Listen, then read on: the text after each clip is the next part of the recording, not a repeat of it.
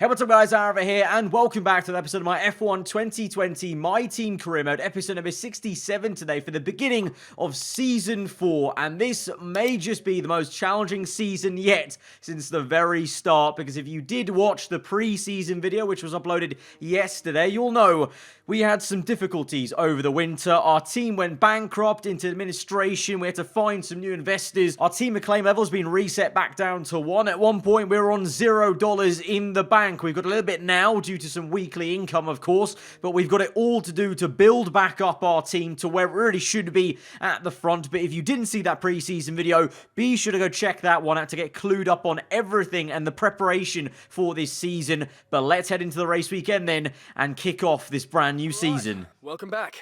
It's going to be one heck of a season, I think. To be honest, I don't think we've done the best job maintaining our performance through this regulation change. So we're going to be playing a bit of catch-up this year. We're counting on you, but you've got the whole team behind you. Playing a bit of catch-up is a bit of an understatement from Carl there. I think there's a lot of catch-up in the aero department, of course, because we're now the worst team on the grid for aerodynamics. We've still got the engine power and chassis, but it's going to make the car very awkward to drive, as I did find out in practice ahead of this Reading Grand Prix. The car was basically, it didn't have enough downforce to handle the power and lightweightness of the chassis, essentially. So it felt very, very odd, very floaty at times. On the curbs, it was a nightmare. I think there's going to be a lot of, catching to do on the curb sometimes with opposite lock. And at the moment as it stands, we've got no car development because every HQ is shut down apart from personnel marketing to help out this man in the other car. Obviously, Pierre Gasly has been signed to our team by the investors, and so we opened up the personnel HQ as soon as we could to boost him up to 98 rated, but the car itself is a nightmare. We had a fair few mistakes and spins in practice, I can tell you that much, and it's going to be a handful for a while, I feel. But if you didn't catch the pre-season, just a quick run-through of how things are looking ahead of this season. Mercedes still retain Valtteri Bottas and Lewis Hamilton. They'll be looking to bounce back, but like us, they had some financial issues going into this season. We've got Max Verstappen, our old teammate, back at the Red Bull family, but in the AlphaTauri this season alongside Sergio Perez, but they're now the second best engine on the grid, and so they may be a pretty decent force to be reckoned with. It might even annoy the Red Bull team. Ferrari retain Leclerc and Giovinazzi, of course, the man we beat to the Drivers' World Championship. Leclerc there. Ferrari, I assume they're going to be looking strong, annoyingly for us, of course, but we're going to be a long way off even talking about them in terms of us fighting them. Speaking of Ferrari and kind of the Ferrari family, Mick Schumacher has now come back into F1 after obviously a hiatus after we signed him in Season 1. He's alongside Kevin Magnussen in the Haas. The Williams team retain Jack Aitken and Nick De Vries. So Aitken, also another one of my old teammates, and De Vries, another F2 Academy person to make it onto the F1 grid after we've now had Romain Grosjean and Vettel retire officially out of the career mode. Renault retain Kvyat and Matsushita. They looked very, very strong at the end of last season. They beat Mercedes in the Constructors, so they would have had a cash injection from that prize money, so they could be looking good this season. You never know. Racing Point, bit of just a midfield team really still last season. We're looking to see if they can do anything different this year with Alexander Albon and Lance Stroll still at the wheel of that pink Mercedes-looking car. We then move on to the papaya orange of McLaren. Lando Norris and Esteban Ocon. Of course, remember, Ocon won 2 races for McLaren last season, but ever since those 2 wins, they had a bit of a dip in form and weren't really there. They did end the season strong, so remains to be seen if they can maybe actually challenge properly for consistent podiums. And then you've got Red Bull Racing retaining Carlos Sainz and Daniel Ricciardo. Reliability issues for them really hampered them last season, but they are probably the strongest team coming into this season when it comes to upgrades over the winter, so it's going to be very interesting to see how they shape up. But for us, I mean, I don't even know where we're going to place really, because it's hard to tell, because on the R&D chart, our engine is still one of the best, our chassis is still one of the best, but the aero is right down there. So, feeling wise, I know how bad the car can feel in the corners. When it goes wrong, it goes badly wrong in this car, basically. So for those of you who've maybe wanted to see me iron out mistakes, honestly, it's even harder now to catch this car, which I didn't think was possible, because I already felt like the 2020 handling, for me personally, was quite easy to lose the back end anyway. But now, because there's just no rear end grip, you can see right there what I mean. When it goes just a little bit, because there's so much power, relative to how much downforce the car has, the rear end just snaps because those rear tires are spinning so much quicker than the car is meant to handle, basically. Because usually, obviously, you upgrade everything as you go. You know, you do the engine, then you maybe do some aero upgrades. Now we've got this very awkward situation where the aero has been completely near enough reset, and everything else has stayed put. So that was a pretty annoying first mistake and kind of issue then on that first run in Q1. So we have to go out again on a second set of soft tires. And honestly, with the unknown here of how fast this car or slow this car is going to be, I'm not even going to rest on, the knowledge that I should be making it through into Q2. Like, I genuinely think we might have an issue here. That first run, I needed that one to build some confidence, get a bank lap in. Didn't work out for us with that mistake, so we go again, the second flyer, but it's my first real run now. We can get a time in, but Gasly now comes out the worst time. Are you kidding me? This is laughable. This has been such a messy first qualifying there. Gasly comes out for his outlap there, and he blocks me into turn 1. So we go again. We had to abandon that lap because that was useless. So we go again. This is now the third new set of soft tyres I've put on in Q1. Finally, we're not met with anyone at turn 1. We can take that a little bit quicker than I wanted to, but that was the issue. That was the worst possible timing. Literally, as I entered the apex at that speed, Gasly was there, so I had to brake. Otherwise, I would have smashed into the rear end of him.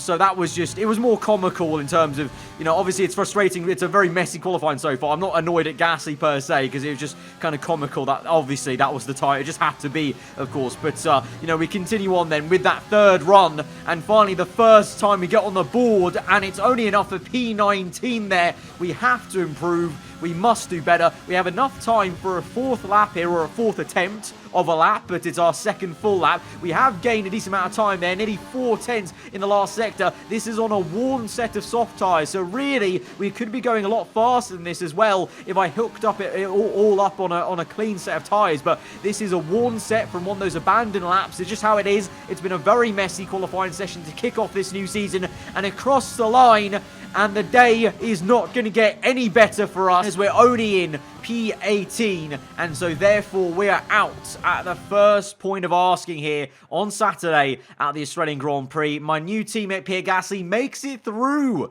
in P14. There was only about 2/10 between myself and Gasly, so you can see it's very fine. Even at the rear end of this grid, the grid spread is still so small as it has been since the start of Season 3 last season, that 2/10 makes all the difference there. It's us out of Q1 and Gasly through into Q2. Who knows what he can do in Q2? That remains to be seen, but it's a very, very tough first day in the office for us, as I thought it would be, to be honest. I thought it was going to be tough, but I thought probably both of us would be knocked out, but Gasly's done a good job. That's why, honestly, I wanted to open up the personnel HQ. We needed to, because he's 98 rated, and I know there's this kind of running, obviously, joke, and there's this kind of, history with Pierre Gasly's AI car in the F1 game, but this is obviously a clean slate. This is a new game. I've not really had that many instances with Gasly's AI, this Gasly, like this AI on F1 2020. I've not really had that many issues with him on this year's game. So I'm going to try and forget everything that's happened in the past, clean slate, and we need him to do as well as he can. And this is why I opened up that HQ facility on the personnel, because a 98 Gasly can get this car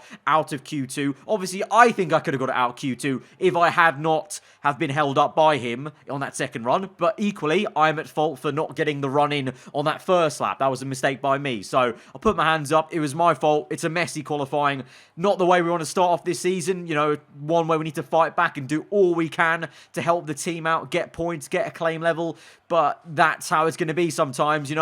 When you're used to driving a top car and suddenly your car becomes very, very slow, sometimes mistakes creep in and you're just not at your best level. Hopefully we can rectify it in the race. Let's go to the grid and try and, I say get points, I don't even know. Let's just try and have a good race. No more testing, no more practice. This is the real deal. And it's make or break here at Albert Park, home of the Australian Grand Prix since 1996. And home to round 1 of this year's Formula One World Championship. The Melbourne circuit is certainly one that needs to be taken seriously. Its combination of slippery surfaces and difficult corners make it a tricky track when it comes to overtakes. Drivers find it hard to pass and will need to take full advantage of those DRS zones if they want to have any hope of breaking through.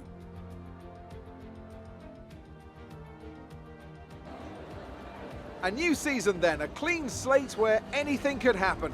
Anthony Davidson is with me today as we get another year of Formula 1 underway. We're into those tense few minutes before the first race then. Everyone's a little bit nervous about reliability. They haven't been running in the hot, turbulent wake of other cars in practice, and they've not been pushing at 100% for long durations. Let's hope no one has to deal with any nasty surprises.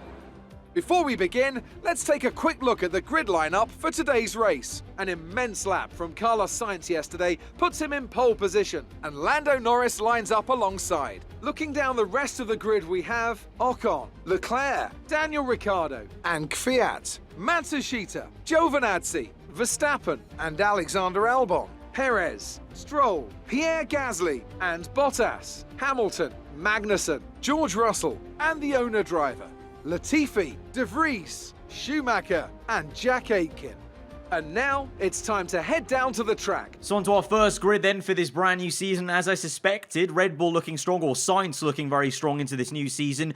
The remains to be seen if they can actually carry that on, because that was the same case in Season 3, and they didn't have the consistency for it. But surprised to see McLaren looking that quick right up there, beating Ferrari in qualifying. So that's going to be very intriguing to see. So clearly Lando Norris's AI especially is looking very on form. He did end off last season very strong, so I suspect he's got a good stats boost maybe from his personnel on the McLaren side of things, but Ferrari looking pretty decent still. For us, obviously, we know where we stand now, it seems. Kind of, I wouldn't say at the back of the grid, of course, but just kind of at the lower end of the midfield, kind of where Mercedes are, basically. Ironically, we're actually going to be probably battling the Mercedes guys and joining them at where they were last season, because it still seems like they've got that weird reliability, kind of just very slow issue as we have in this save game file of ours. But Gasly P13 just beat out Bottas, that was on the starting grid. I think that's where the car is, like, just behind the kind of points, but I think there's actually a big gap of no man's land between where, Gasly and Bottas are to the rest of that very, very tightly packed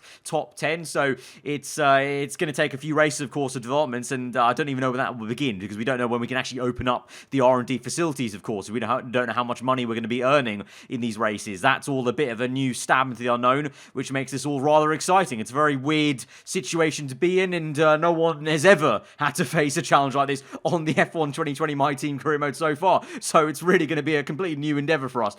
Strategy-wise for this race then, the very first one of this season, it's going to be a one-stop. The tyre wear levels are still very low, as we've all got those upgrades still on the chassis side, so we're going to go nice and aggressive and go for the soft compound tyre and go on to set of hards. Of course, we have a new set of soft tyres, because we didn't make it through into any further part of qualifying, so we do have a fresh set knocking about, and looking to try and stretch that as long as we can, although to be fair, we know the hard tyre on Australia is actually not too bad once it starts wearing out and rubbers in a little bit, so not too fussed about trying to stretch that first stint, just about having a clean start, hopefully showing that the car does have some more pace in P18, I really hope. But apart from that, not going to go into this race with too many large expectations, just try and get the head down and wring the neck out of this car. But we are now ready to go, a brand new season, a whole new challenge. The team was bankrupt over the winter, we've managed to save it, and now we're driving this season to try and bring the team back to where it should really be. But this challenge may just be as large as it was trying to get the championship last season. Here we are then, round number 1, season 4 for the Australian Grand Prix, and we look to 5 red little lights to get us going and get this season underway. The lights are out and we are a go for the Australian Grand Prix, and it's a great getaway compared to George Russell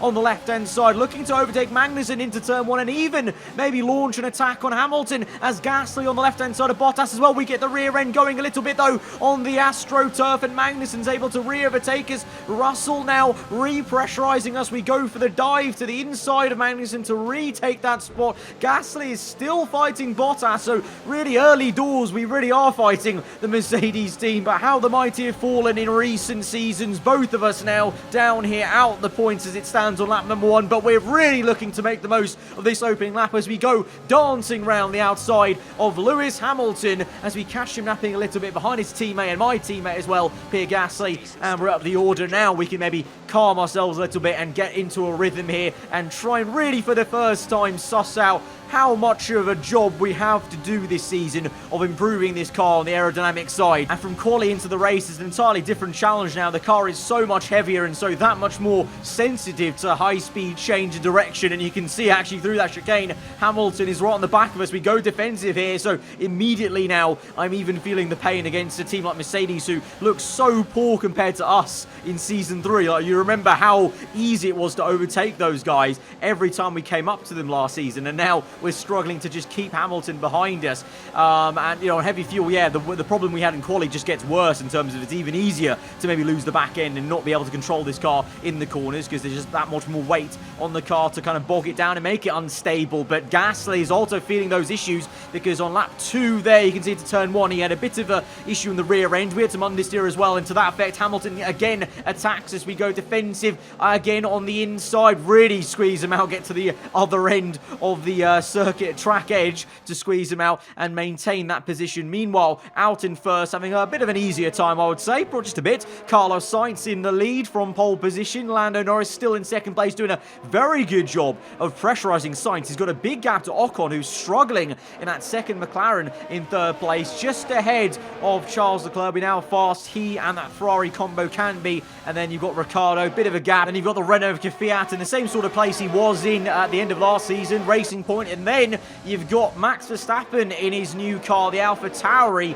ahead of Antonio Giovinazzi, his new teammate Perez, and the other Racing Point car. So Verstappen doing a decent job in that, well, very weird and awkward position of being in the junior team of the family he was once the head of. But of course, that's what happens when you abandon the Red Bull team to come to our team for Season 3, and then you have to come back, and they don't exactly allow you to come back with open arms. But back to our fight then. Lap number 3, we're still in company of Gasly and Hamilton, but Hamilton's looking way more likely to make an overtake than I am on Gasly at this stage. But equally so, at this early stage, I'm quite happy to see Gasly actually struggling a bit. So it's not just me that's having issues. Like, genuinely, this car is actually that bad to drive. And, you know, if I got quali, you know, somewhat clean, I probably would have been able to just about match where Gasly qualified. But after that, it is struggle city. You can see the gap is already built to Bottas. And the only reason we're keeping Hamilton at bay is, well, it's easier to keep a car behind like this when we've got the straight line speed advantage. But in the corners, obviously quite tough, but it's easier to defend like that than obviously go and chase after someone. But at this stage now, through turn 1,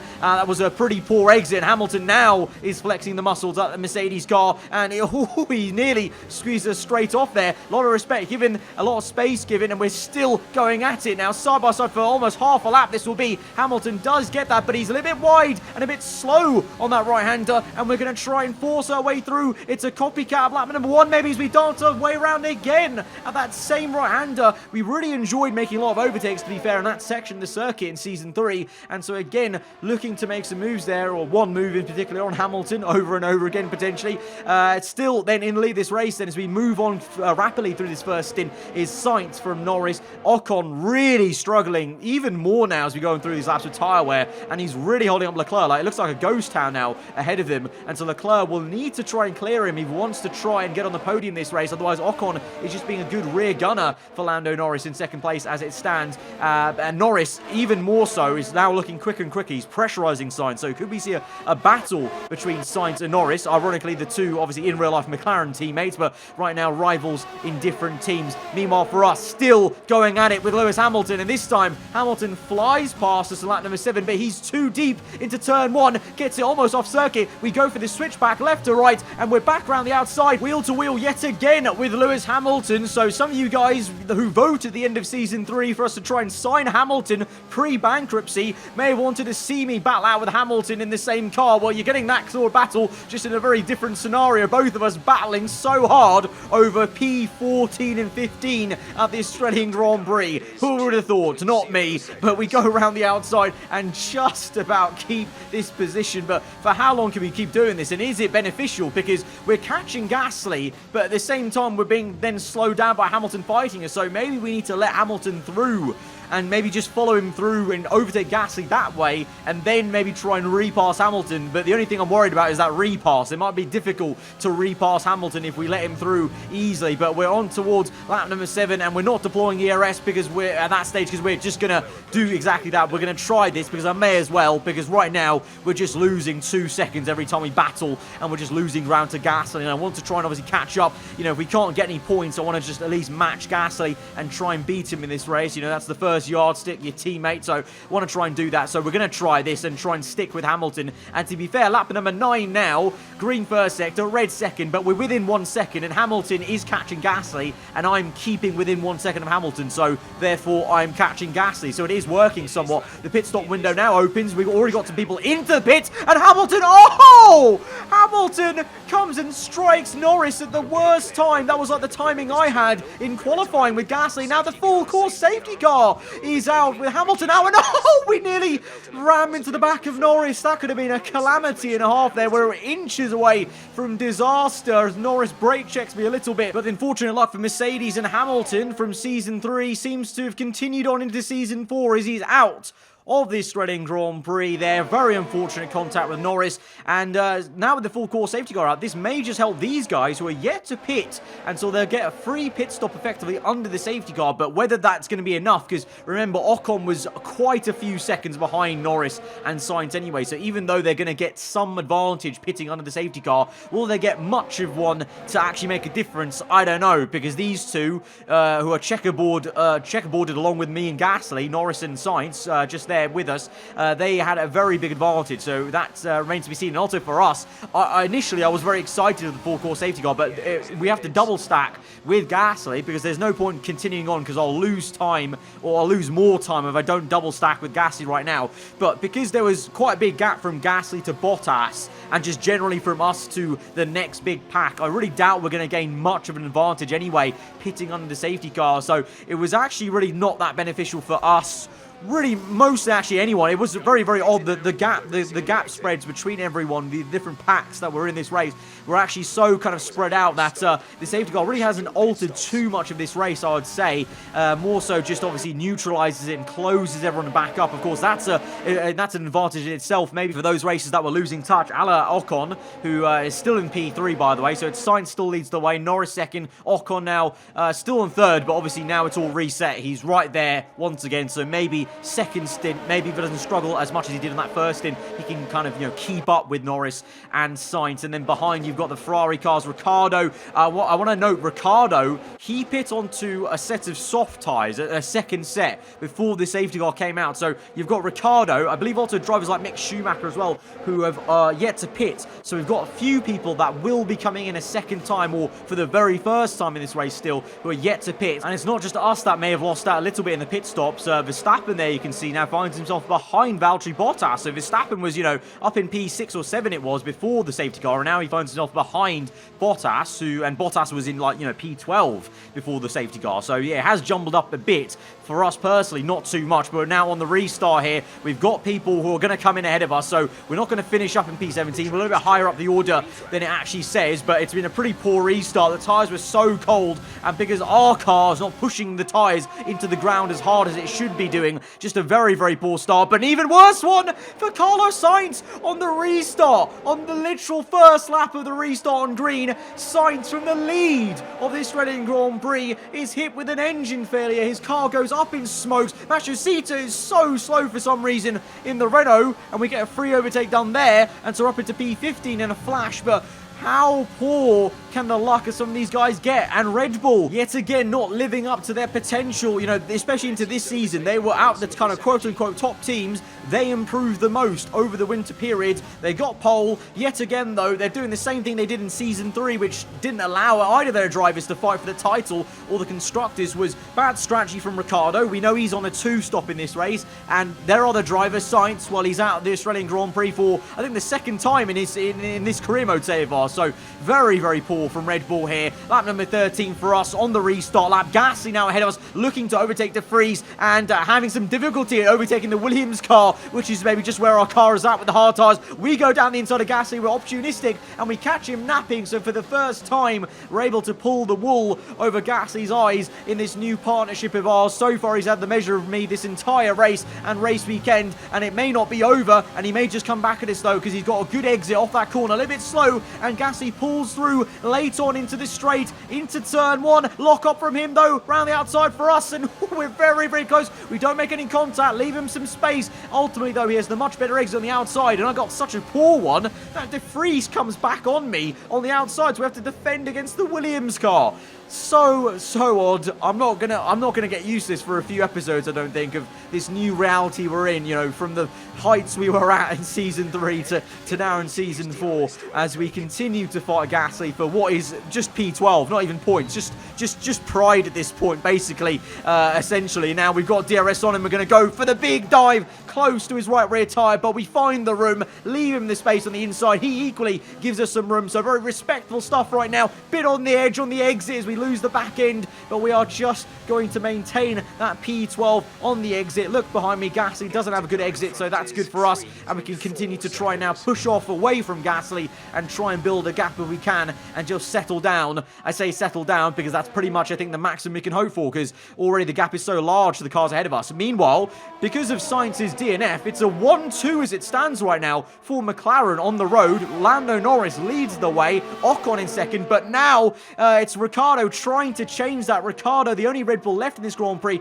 Remember though, it doesn't really matter, because as Ricciardo goes round the outside, it's a fantastic overtake there by the home favourite in the Red Bull. It doesn't matter, he's on the softs, he's doing a 2-stop, so Ocon comes back at him to try and retake second place, but the Red Bull car will be pitting again, and so it's futile for him. This is going to be nowhere near where he actually finishes, as Ocon goes back down the inside, and these two are just losing each other time, so this is really actually hurting Ocon's race more than anything, because now you've got Leclerc, Giovinazzi, even the Renault of Kvyat is right up there, and so you've got the P2 down to P6 fight covered by literally, what's that, 2 seconds, and then you've got Sergio Perez and the AlphaTauri not too far away. And so as we get through the laps then of this second stint in this Grand Prix, Lando Norris still leads the way then with this sizable gap to now Ocon uninterrupted in second place, because Ricciardo has now pit at this point in the Grand Prix, so Ocon in second, Leclerc chasing after him, and those guys maybe have a chance now to catch up to Lando Norris if they have some pace. I don't know if Ocon, it looks like Ocon's still struggling,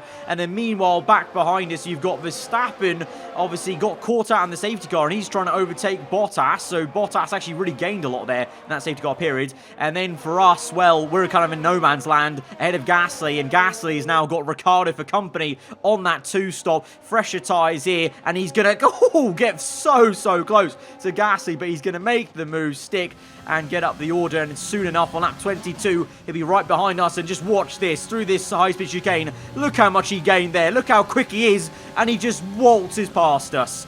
That is the difference right here. That is how you can tell how much of a challenge we have this season to catch back up, to even, let's forget about the championship, just fight for podiums and a race win. That is the visible difference in the corners here, how much quicker Ricciardo is. I know he's on fresh tyres as well, but, you know, the hard tyre is a pretty decent race tyre around this circuit, so there really is a lot of work to do. I will admit, though, to be fair, in terms of when we talk about the straight line speed, the advantage we have on the engine side of things, I will say, as I've done this episode, and I will do probably in future ones, I have compromised the setup a little bit. I've ran higher wings because I know we have less downforce than we should do. So I think I'm running like 8.8 at this Grand Prix. Usually I'd run 5.5 at Australia, but I'm running 8.8, so a lot more wing on this setup to try and give us more downforce directly that we can actually obtain from this setup rather than the upgrades itself. But that also means that we have compromised a bit on the straight line speed, the acceleration. So that's maybe why we've seen Hamilton,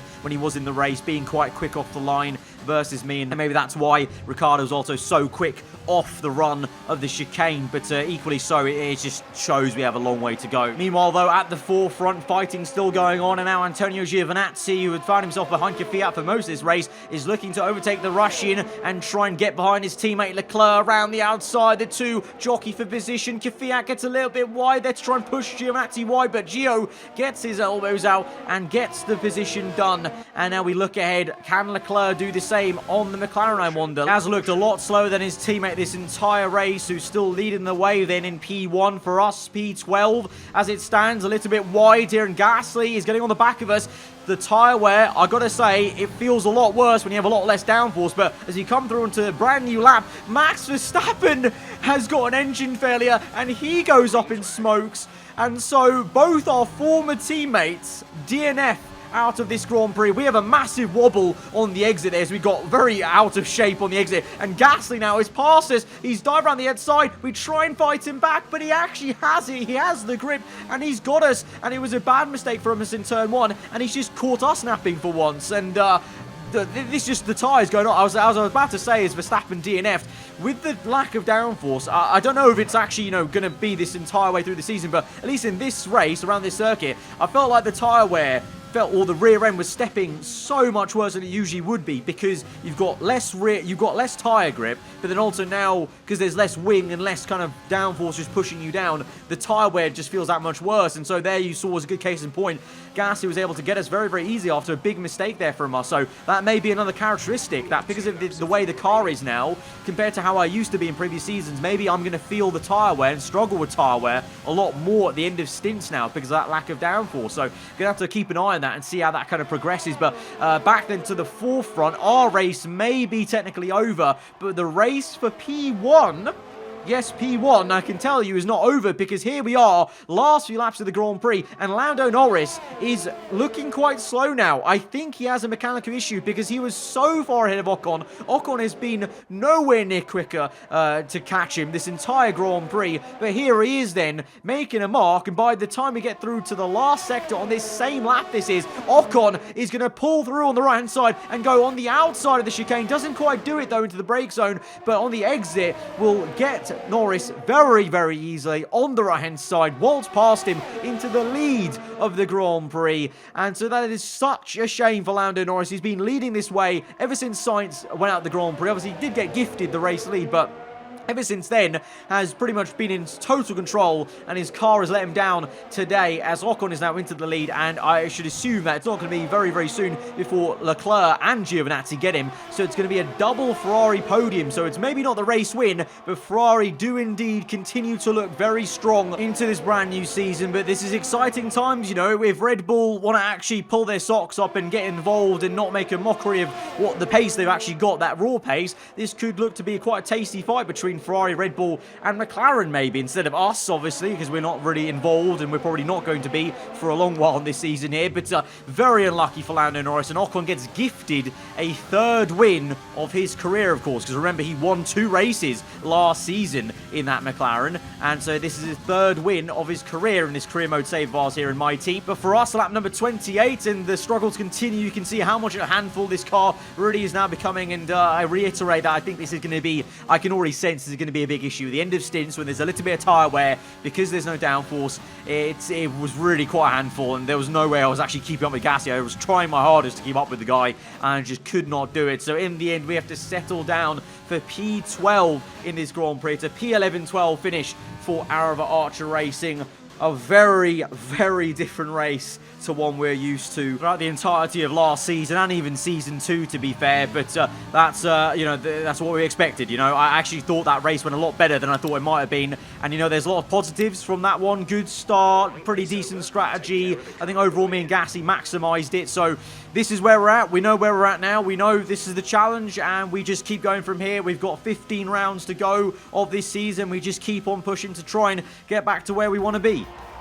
We've witnessed some great battles on the streets of Melbourne today, and they've taken a fantastic win. So, Anthony, what made the difference out there today? Well, the safety car completely changed the race, didn't it? It's hard to say exactly what would have happened without it, but there's no question that they came out of that situation in a good position. Our winning drivers are on their way to the podium right now. It's been a fantastic race for McLaren, that's for sure.